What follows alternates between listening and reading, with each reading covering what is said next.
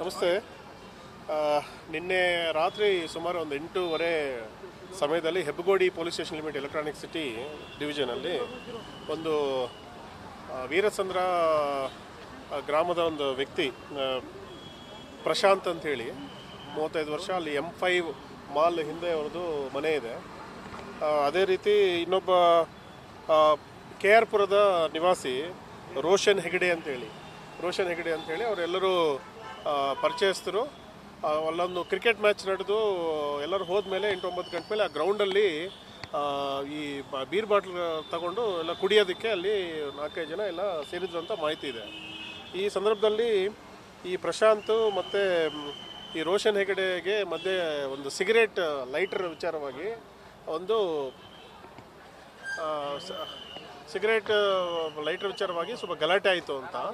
ಗಲಾಟೆ ಮಾಡೋಂಥ ಸಂದರ್ಭದಲ್ಲಿ ಇಬ್ಬರು ಅಲ್ಲೇ ಬೀರ್ ಬಾಟ್ಲಿಂದ ಈ ರೋಷನ್ ಹೆಗಡೆಗೆ ಮತ್ತು ಪ್ರಶಾಂತ್ ಇದರಲ್ಲಿ ಗಲಾಟೆ ಆಗಿ ಈ ಯಾರು ರೋಷನ್ ಹೆಗಡೆಗಿದ್ರೆ ಅವ್ರಿಗೆ ಈ ಪ್ರಶಾಂತ್ ಅನ್ನೋರು ಬೀರ್ ಬಾಟ್ಲಿಂದ ಹೊಡೆದಿದ್ದಾರೆ. ಅದಕ್ಕೆ ನಾಲಿಗೆ ಅವ್ರಿಗೆ ಏನೋ ಕಟ್ಟಾಗಿದೆ. ಈ ಗಲಾಟೆ ನಡೆಯುವಂಥ ಸಂದರ್ಭದಲ್ಲಿ ಅವನು ಅಲ್ಲಿಂದ ತಪ್ಪಿಸ್ಕೊಂಡು ಹೋಗುವಂಥ ಸಂದರ್ಭದಲ್ಲಿ ಅವನದೊಂದು ಟಾಟಾ ಸಫಾರಿ ವೆಹಿಕಲ್ ಅದರಲ್ಲಿ ಹತ್ಕೊಂಡು ಪರಾರಿ ಆಗೋದಕ್ಕೆ ಇವನು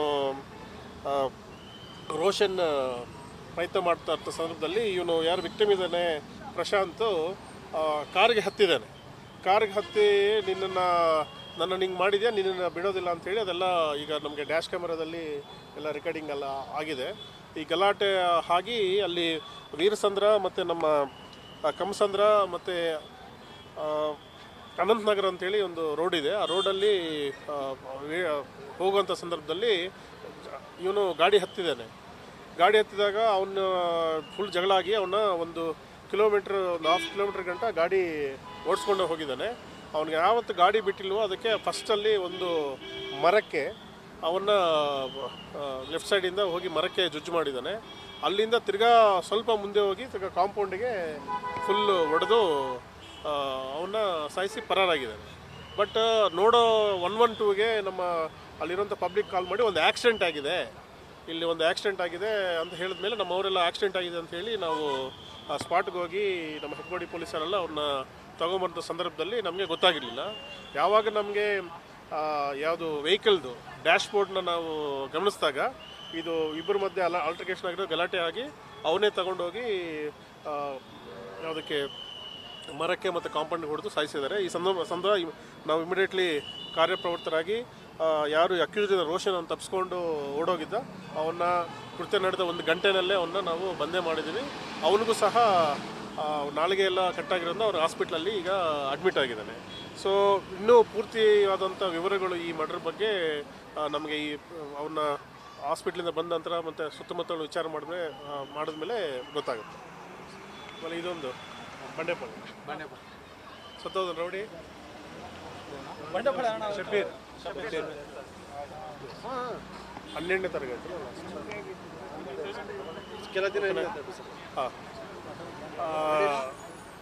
ಕೆಲವು ದಿನ ಹಿಂದೆ ನಮ್ಮ ಎಲೆಕ್ಟ್ರಾನಿಕ್ ಸಿಟಿ ಡಿವಿಷನ್ ಬಂಡೆಪಾಳ್ಯದಲ್ಲಿ ಒಂದು ರೌಡಿ ಶೀಟರ್ ಶಬೀರ್ ಅವ್ರದ್ದು ಒಂದು ಕೊಲೆಯಾಗಿತ್ತು. ಅದರಲ್ಲಿ ಸುಮಾರು 11 ಜನ ಆಪೋಸಿಟ್ ಗ್ಯಾಂಗ್, ಅವನು ಸನ್ನಿ ಗ್ಯಾಂಗು, ಅವರು ಸಹ ಅದರಲ್ಲಿ ಇಬ್ಬರು ರೌಡಿ ಶೀಟರ್ಸ್ ಇದ್ದಾರೆ. ಮತ್ತು ಇವನು ಕೋರಮಂಗಲದಲ್ಲಿ ರೌಡಿ ಶೀಟರ್ ಇದ್ದ. 13 ಕೇಸಸ್ಗಳಿತ್ತು. ಆ ಏರಿಯಾದಲ್ಲಿ ಹವಾ ಮೇಂಟೈನ್ ಮಾಡೋದು ಒಂದು, ಮತ್ತು ಅವ್ರದ್ದೊಂದು ಸಿವಿಲ್ ಡಿಸ್ಪ್ಯೂಟ್, ಸನ್ನಿ ಅವರ ಲ್ಯಾಂಡ್ಗೆ ನಾನು ಕೈ ಹಾಕಿದ್ದೀನಿ, ನಿನ್ಗೆ ಅಲ್ಲಿ ಬರೋಕ್ಕೆ ಬಿಡಲ್ಲ ಅಂತ ಒಂದು ಮಾತು ಹೇಳ್ದೆ ಅಂಥೇಳಿ. ಮತ್ತು ಈ ಘಟನೆ ಆಗೋಕ್ಕೆ ಮುಂಚೆ ಒಂದು ಈ ಆಪೋಸಿಟ್ ಸನ್ನಿ ಗ್ಯಾಂಗಿಗೆ ಒಂದು 5 ಜನ ಹುಡುಗರಿಗೆ ಇವನು ಹೊಡೆದಿದ್ದಾನೆ. ಅದಕ್ಕೆ ಸಂಬಂಧಪಟ್ಟಂಗೆ ಅವ್ನಿಗೆ ಕೈ ಬೆರಳೆಲ್ಲ ಕಟ್ಟಾಗಿತ್ತು. ಒಂದು 307 ಕೇಸ್ ಆಗಿ ಅದರಲ್ಲೂ ಸಹ ಎಲ್ಲರೂ ಅರೆಸ್ಟ್ ಮಾಡಿದ್ವಿ. ಅದರಲ್ಲಿ ಒಬ್ಬ ಜೈಲಲ್ಲಿದ್ದಾನೆ. ಅವನ ತಂದೆಗೆ ಹುಷಾರಿಲ್ಲ ಅಂತೇಳಿ ವಿಕ್ಟೋರಿಯಾ ಹಾಸ್ಪಿಟ್ಲಿಗೆ ಹೋದಾಗ ಇವರು 1 ವಾರದಿಂದ ಪ್ಲ್ಯಾನ್ ಮಾಡಿ ಇವನು ಏರಿಯಾಗೆ ಬಂದರೆ ನಾವು ಮುಗಿಸ್ಬೇಕಂತೇಳಿ ಒಂದು ಕಲೀಮ್ ಅಂತ ಒಂದು ಗ್ಯಾರೇಜ್, ಆ ಗ್ಯಾರೇಜಲ್ಲಿ ಅವರೆಲ್ಲ ಆಯುಧಗಳನ್ನೆಲ್ಲ ರೆಡಿ ಮಾಡ್ಕೊಂಡು ಕಾಯ್ತಾಯಿದ್ರು. ಆವತ್ತಿನ ದಿನ ಅವರು ಕಣ್ಣಿಗೆ ಕಾರದ ಪುರಿ ಎರಚಿ 11 ಜನ ಅವ್ರನ್ನ ಮಾರಕಾಸ್ತ್ರಗಳಿಂದ ಕೊಚ್ಚಿ ಕೊಲೆ ಮಾಡಿದ್ದಾರೆ ಸ್ಪಾಟಲ್ಲಿ, ಬಂಡೆಪಾಳ್ಯ ಪೆಟ್ರೋಲ್ ಬಂಕ್ ಹತ್ರ. ಅದಾದ ನಂತರ ಆರೋಪಿಗಳು ಎಲ್ಲರೂ ತಪ್ಪಿಸ್ಕೊಂಡಿದ್ರು. ಅದಾದ ನಂತರ ನಮಗೆ ವಿಶೇಷವಾದಂಥ ಒಂದು ಟೀಮ್ಸ್ ಮಾಡಿ ಆರೋಪಿಗಳು ಬಾಂಬೆ ಮತ್ತು ರಾಜಸ್ಥಾನು ಮತ್ತು ಹೈದರಾಬಾದ್ ಎಲ್ಲ ಕಡೆ ಎಲ್ಲ ಓಡೋಗಿದ್ರು.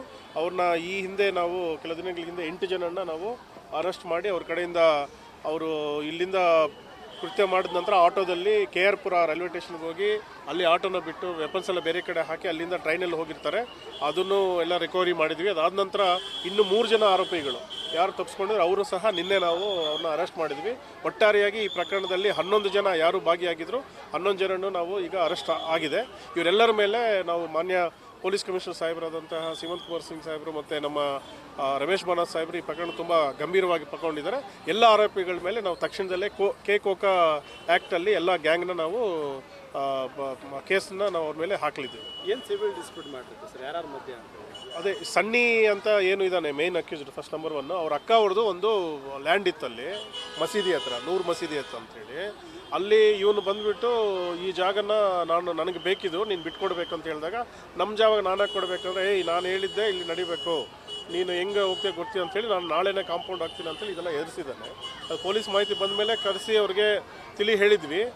ಆಮೇಲೆ ಇವನಿದ್ರೆ ಇನ್ನು ನಮ್ಮನ್ನು ಬಿಡಲ್ಲ ಏರಿಯಾದಲ್ಲಿ ಅಂಥೇಳಿ. ಆಮೇಲೆ ಏರಿಯಾದಲ್ಲಿ ಈ ಗುಜರಿ ವ್ಯಾಪಾರದಲ್ಲಿ ಹೋಗಿ ಸ್ವಲ್ಪ ಹಫ್ತಾ ವಸೂಲಿ ಕೊಡಬೇಕಂತೆ ಹುಡುಗರನ್ನ ಪೀಡನೆ ಮಾಡೋದು. ಮತ್ತು ಸರ್ವಿಸ್ಗೆ AC, ಈ ಪ್ಲಂಬರು, ಎಲೆಕ್ಟ್ರಿಕಲ್ ಸರ್ವಿಸು ಇದೆಲ್ಲ ಬಂದಾಗ ಅಲ್ಲಿ ಯಾರು ಏರಿಯಾದಲ್ಲಿ ಬರಬೇಕಾದ್ರೆ ಅವ್ರ ಕಡೆಯಿಂದ ಏನೋ ದುಡ್ಡು ಕೊಡಬೇಕು, ನಂದು ಏರಿಯಾ ಅನ್ನೋ ಥರ ಮೇಂಟೈನ್ ಮಾಡ್ತಾಯಿದ್ದ. ಹಾಗಾಗಿ ಆ ಎಲ್ಲ ಹುಡುಗರು ಸೇರಿಕೊಂಡು ನಮಗೆಲ್ಲ ಟೋಕನ್ ಆಗ್ತಾನೆ, ನಮಗೆಲ್ಲ ಇವನ ಕಡೆಯಿಂದ ತುಂಬ ಹಿಂಸೆ ಆಗ್ತಾಯಿದೆ, ಬಿಟ್ಟರೆ ನಮ್ಮನ್ನೆಲ್ಲ ಇವನು ಮಾಡಲ್ಲ ಅಂಥೇಳಿ ಇವರೆಲ್ಲರೂ ಒಂದು ತಿಂಗಳ ಹಿಂದೆ ಕಲಿಮ್ ಗ್ಯಾರೇಜಲ್ಲಿ ಪ್ಲ್ಯಾನ್ ಮಾಡಿ